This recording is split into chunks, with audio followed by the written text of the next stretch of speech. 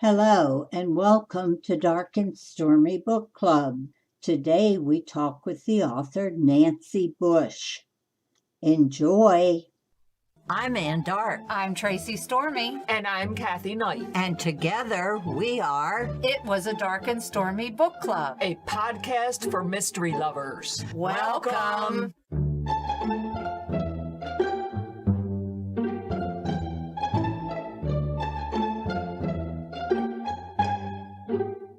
If you enjoy our show, please consider contributing to the Dark and Stormy Patreon. By becoming a patron, you will help us create better and quality content. There are also benefits to becoming a patron, such as exclusive content and Dark and Stormy merchandise. Become a supporter at patreon.com/darkandstormybc. Check our website for the link. We appreciate any and all contributions. Thank you. The Camp by Nancy Bush is published by Kensington Books, and it was released on June 27, 2023. There are always stories told around the fire at summer camp.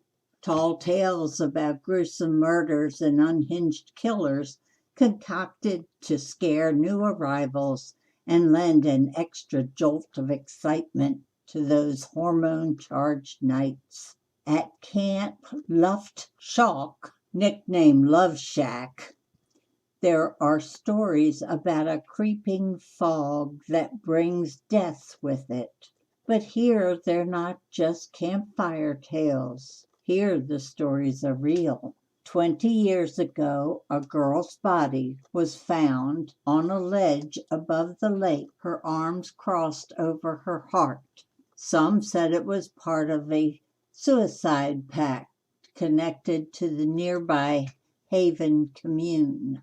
Brooke, Rona, and Wendy were among the teenagers at camp that summer, looking for fun, sun, sex, and adventure. They never breathed a word of what really happened or about the night their friendship shattered. Now the camp, renamed Camp Fog Lake, has reopened for a new generation, and many of those who were there on that long ago night are returning for an alumni weekend. But something is stirring at the lake again.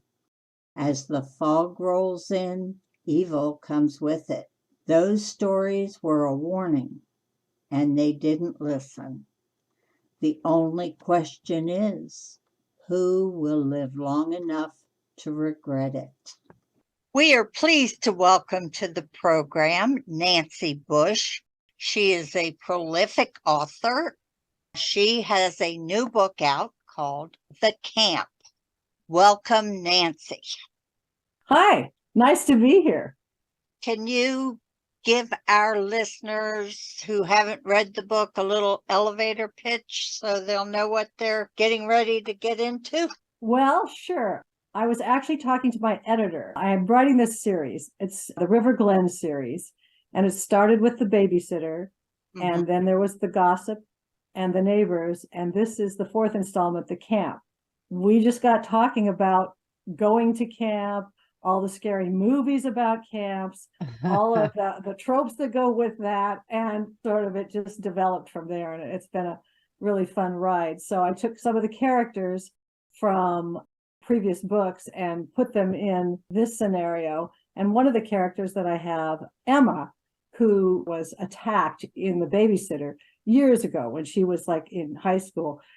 And so she's been mentally challenged since that time, but she is a fan favorite character. She is a truth teller, and everybody likes Emma a lot. But we get to see her in the camp before this accident started. You actually get a scene with her at the camp, and it's just like weeks before she actually ran into this. Maniac. Don't go into all of that. Maniac is a good way to say it. When I started reading this book, this is like the perfect summer read. Oh my goodness.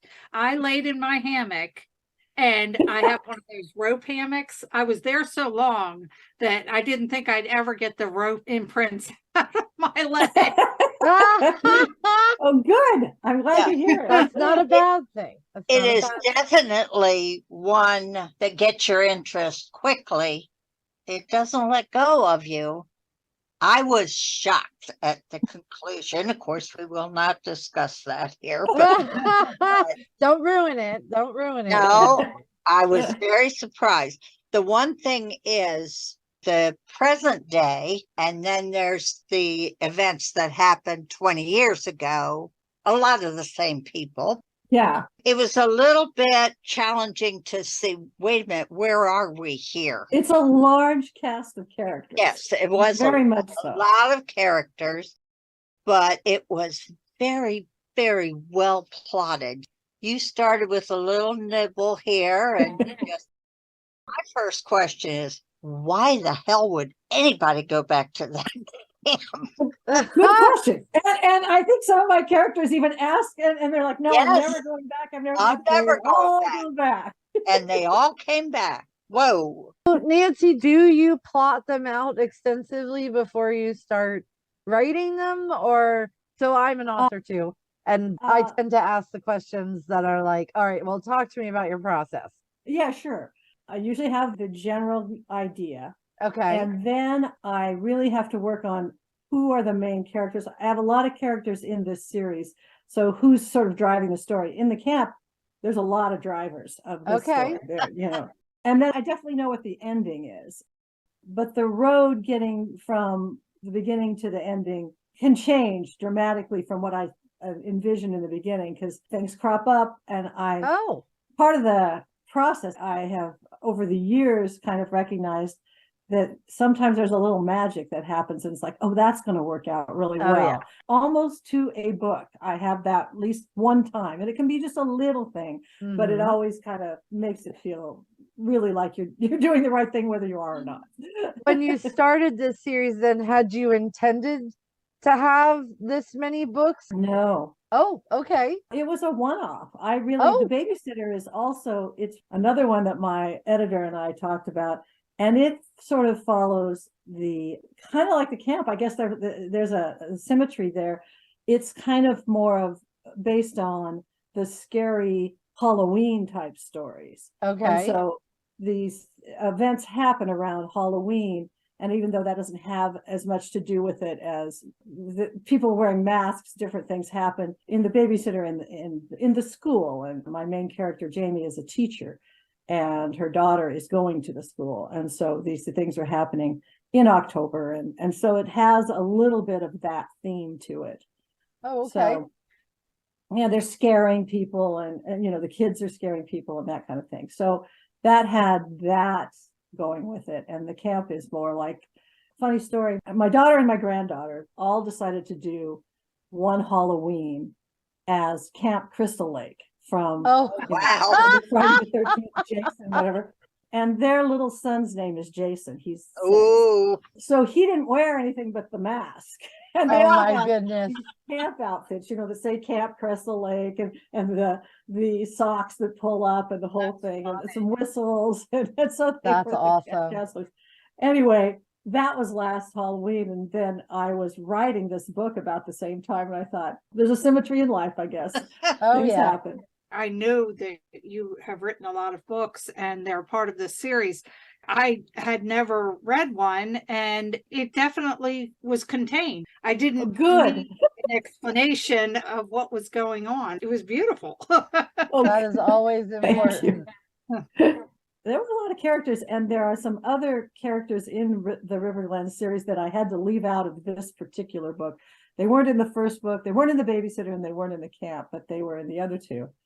I'm actually writing, can't believe I'm even going to say this, but I'm actually writing a 5th book for this non-series that is turned into a series. Oh, go figure, right? Yeah. You'll come back in a couple of years. You're like, so I'm writing book 13 on series, and we're going to go ahead and play with Friday the 13th. We'll say, well, you're coming back when you do 26, right? I mean, we're going to have you. Sure. Why not? From what you're saying is that the beauty of it is that you're not really following just one storyline, that you Yes. can it's a great way Got a to, lot of characters to build on. yeah. I ended on kind of a little bit of a character cliffhanger in the camp. Yes. Oh. Yes. And I thought, okay, well, I've got to at least resolve that. The next book, we take right up with that. So Are these every year that you put them out? it's been once a year. And I'm Okay. hoping that this one, I have to really get on my horse and get going on it. But I'm hoping it's scheduled for next summer. So we shall see. Oh, well, you might. These aren't short books. Well, at least this Oh, one. 400 pages of this. Oh, why are you talking to us, Nancy? You should be writing. That's exactly. We don't want to get in trouble for holding you back. You're like, look, I would have had the book done, but those ladies over at Dark Yeah, and yeah. Stormy It was Book that one interview. Yeah, yeah. Now, is Sorry. this the only thing that you write, or Oh, God, no. I've, she does romance, I've written too. a lot of books. This series just it happens to be the last few years. I wrote the Rafferty series. I have quite a few books in that one. Again, I started out and I had an idea for a book, Nowhere to Run. And those characters were in the rest of the series, but the main character of that series actually shows up in the camp. September Rafferty, Detective Rafferty. Yes. Okay. Is, she kind of has a little bit, and in the next couple of years, I'm not sure exactly when it's coming out. I don't think it's 2025. Could be 2025. Could be 2026. My sister and I are writing a book, and my sister's Lisa Jackson. Yes. And she has Really? several series. Yep. Yeah, and so she has a To Die series that's set in Grizzly Falls, Montana, and we have a book that we are writing together that incorporates her character, Selena Alvarez, Detective Alvarez, who comes out to Oregon because of a case that she is following out there. And she and September Rafferty get together, and that one, it's the Nowhere series and the Rafferty's Nowhere series and the To Die series. So it is called Nowhere to Die. Oh, I love it. Ah, Nicely just- done. Didn't you have a book that you wrote with her last year? Yes, Wicked Dreams. Yes, yes. Yeah, that was the finale of the Wicked series, which has been going on. Well, I guess the last book was quite a few years ago, maybe 2013. It was probably about 10 years ago. And then there were a lot of pieces that were kind of up in the air, and we wanted to finish that, combine or get it kind of done. And September showed up in that book too. I love it. first, which sister picked up the pen first? Actually, I guess in a way it would be me, and in a way it would be her. And here's the story. Many moons ago, we went to dinner. Our kids were very little. These are our like 45-year-old children. They were like, babies. And we went to dinner with a friend, and I had read this article in Time magazine about how young mothers were writing romance novels. Uh-huh. And I told my sister, she's Lisa Jackson, but her real name is Susan. And I struggle constantly trying to call her Lisa. I'll never get it right. But anyway, No, that's all right. we were having dinner with another friend, and I said, I read this article and I think we should give that a try. I think we could do that. And Lisa said, you're out of your mind. And I said, no, I think we should give it a try. Why not? What are we doing? We're home. We're right in there. And we've read a lot of books. Susan had done more writing like in high school than I had. I was more of a science major. And so she was like, well, I don't think so. But she was babysitting in those days, and she babysat my daughter, the babysitter. She was the babysitter. Is that what? Yeah.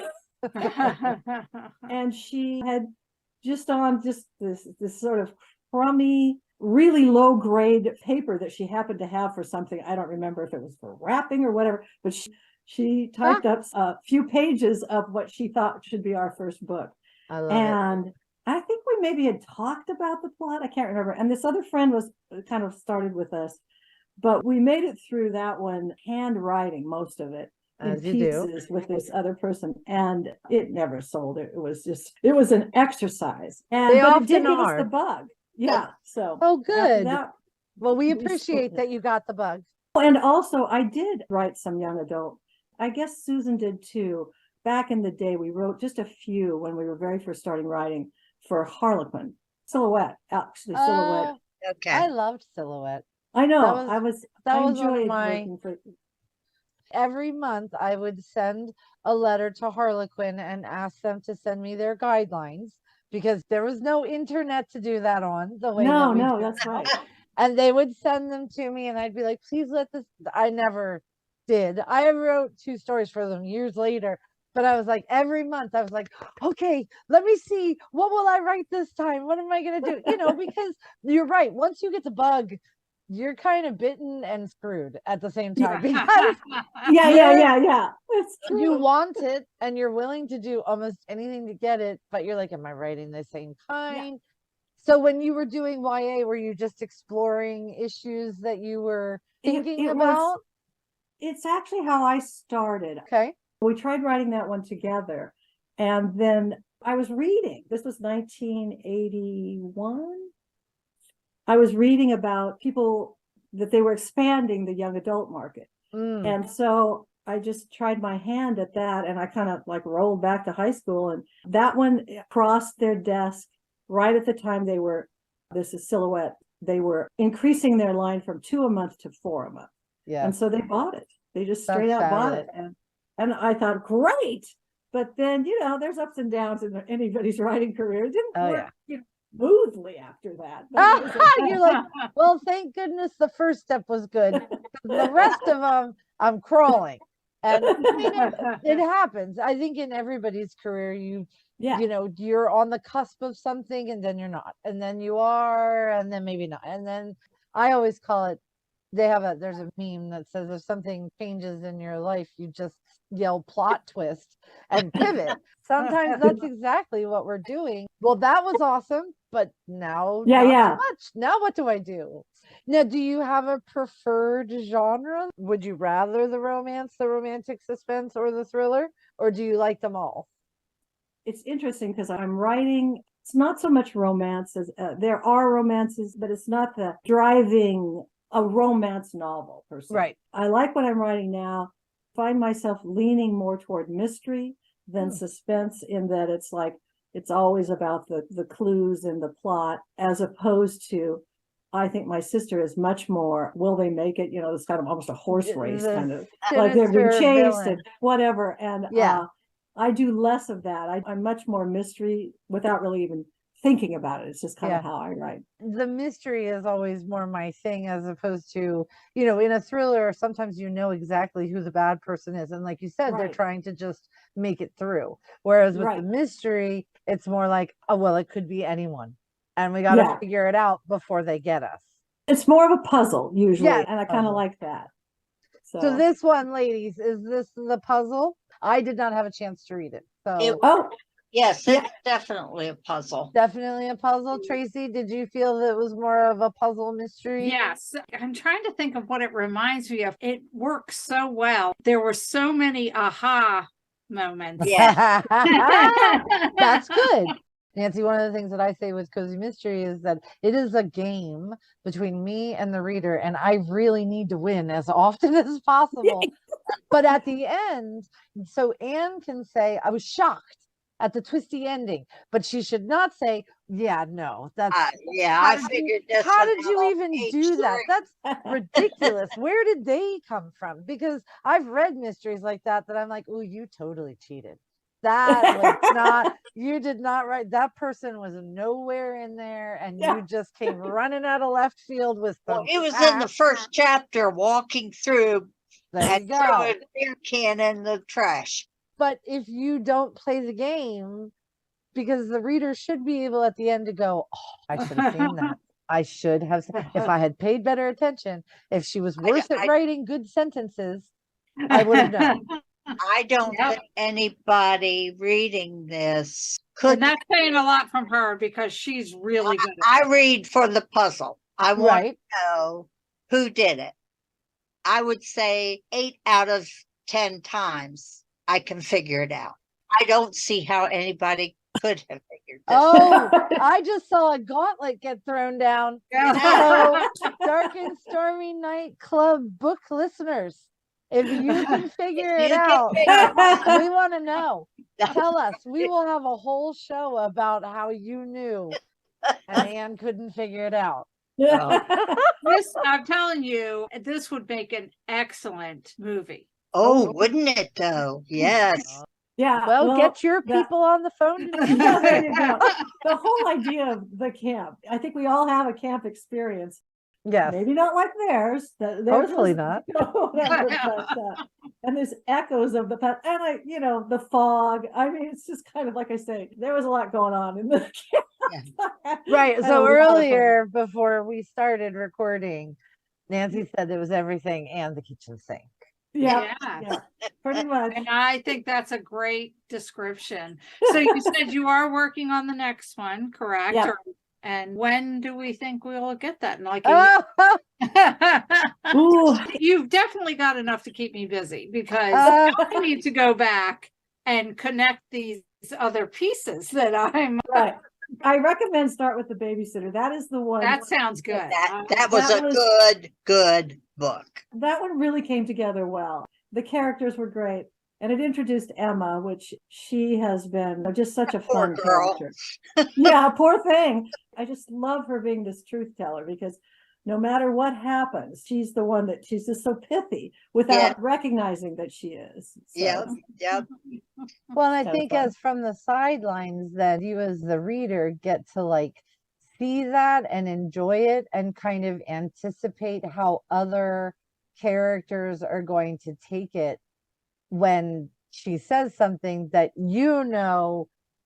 why she would say something like that, but they may be like, what just happened there?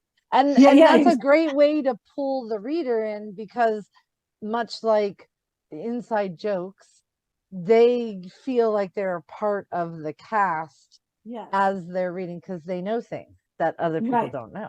And Yeah. that's The something reader that knows people more love. about Emma than anybody. Definitely gets people to take a head turn about things she says and how she is. She's one of my favorite characters too, obviously. My editor did say, he says, I don't know how you do Emma, and I said, she's easy. She's the truth teller. I mean, she truly is the one that sees it so clearly without recognizing that she is even looking. She's Yeah. just Yes. And she doesn't mince words. The filter is a little bigger in the holes than most. Well, they don't call this camp Love-Shack Camp for nothing. yeah, that's right. Camp Luft-Shawk. It's not Ah. its real name anymore, but that's what the kids called it. Yep. That's hysterical. Well, Nancy, we appreciate you talking with us. I love this book. I highly Oh, recommend it. I can't wait for the next one to come out. the sorority. Oh, the Oh, sorority. I love it. We're going Sorority. back to college. I've already got pictures Kind in of. my head of where Kind you're going of, to go with kind of good. this. Yeah, yeah. So the other book will have Emma and Jamie and anybody else that we're Yeah, it's the whole Emma, Jamie, that crowd. Plus, it's also Mackenzie and Jesse Taft, and that they were in the gossip, the private eyes. They were in the Oh, gossip okay. and the neighbors, and in they're back. September. Well, I'm about 100 pages in, so let's see, what else have I got? I think that's pretty, oh yeah, well, then there's the sorority, the people that are in the sorority who were classmates of Mackenzie's when she was in high school at River Glen High. Okay. All right. Well, we will all look forward to the next Yes. installment. Well, thank you. Again, we thank you very much for talking with us, and we wish you all the best on this book and everything else. Thank you so much. And you guys are fun. Oh, thank you. Well, you enjoy the rest of your evening. You too. Thanks a lot. Thank the you, beach. Nancy. Bye-bye. Bye-bye. Bye-bye. Well, that brings us to the end of another episode. We hope you enjoyed our visit with Nancy. She was a delight, and I just loved this book. I highly recommend it. I look forward to reading her next book. Tune in next week when we'll have another exciting author for you to meet, and we will see you then. And remember, Life would be boring without a little mystery. Bye. Bye.